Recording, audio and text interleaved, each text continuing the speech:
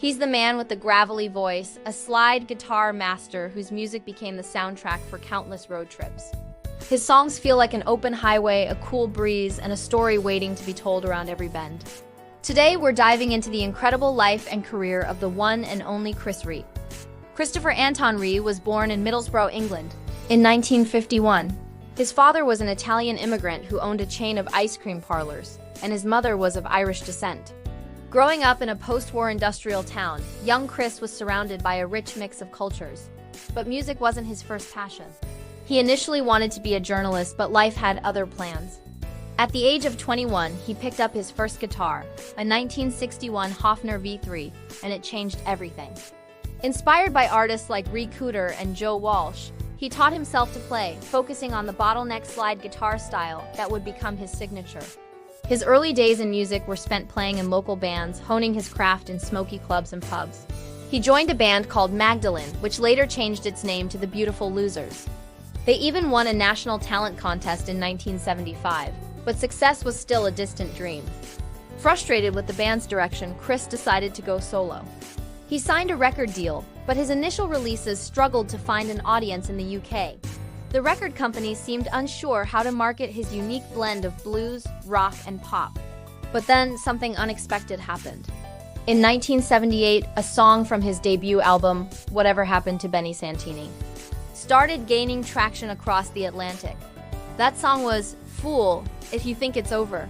It soared up the charts in the United States, reaching number 12 on the Billboard Hot 100 and even earning him a Grammy nomination for Best New Artist. It was a massive hit, a smooth, sophisticated track that seemed to promise stardom. But there was a catch. Chris never really liked the song. He felt it was a slick pop tune that didn't represent his true musical identity as a blues rock guitarist. This created a strange paradox. He had a huge hit, but it was a hit he felt disconnected from. This early success in America didn't immediately translate to his home country. For the next decade, Chris Rea was in a peculiar position. He was a one-hit wonder in the US, but in Europe, he was slowly and steadily building a loyal fan base. He released a series of albums throughout the late 70s and early 80s, like Deltics and Tennis, that were well regarded by critics but didn't achieve major commercial success. He was a working musician, constantly touring, refining his sound, and refusing to compromise his artistic vision for another pop hit. He was playing the long game, and that long game paid off spectacularly.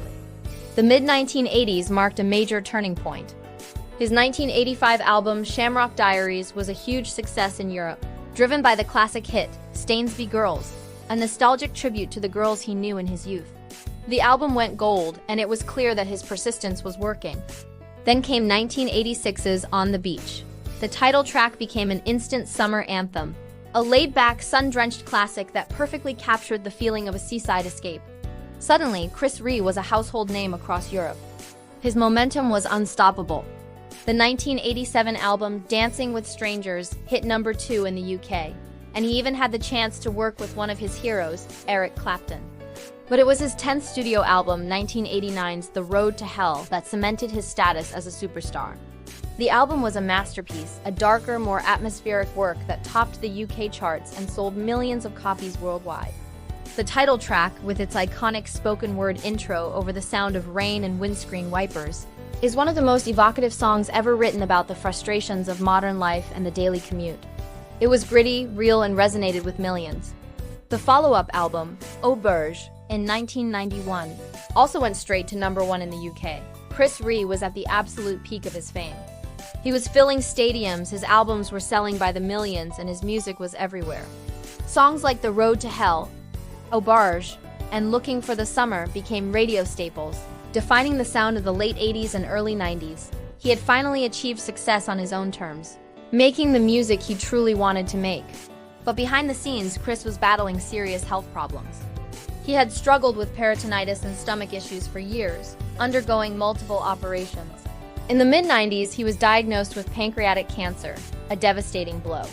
He underwent a complex and life-threatening surgery known as the Whipple procedure, which removed his pancreas, duodenum, and part of his stomach. The doctors gave him a 50-50th chance of survival. The recovery was long and brutal. He had to learn to live with diabetes and take dozens of pills and injections every day just to digest his food. He fell into a deep depression, feeling that his old life was over.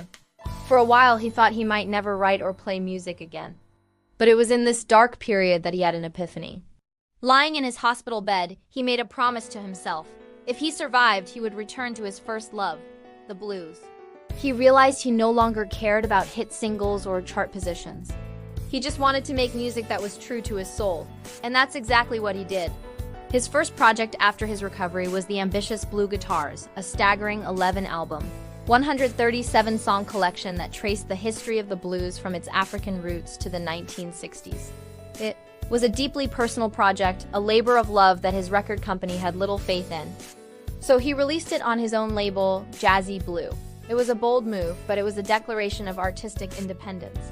He had stared death in the face and come back with a renewed sense of purpose.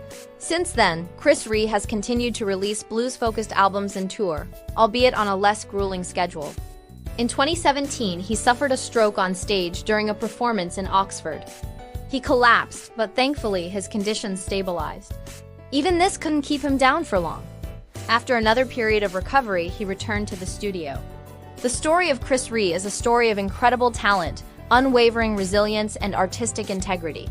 He's a man who achieved global stardom, faced down life-threatening illness, and came back to reconnect with the music that started it all. From the pop gloss of Fool If You Think It's Over, to the gritty reality of The Road to Hell, his music is more than just a sound. It's a feeling, an atmosphere, a journey, and for that we are all grateful. Thanks for watching. If you enjoyed this look into the life of a music legend, don't forget to hit that like button and subscribe for more stories. Let us know your favorite Chris Rea song in the comments below. See you next time.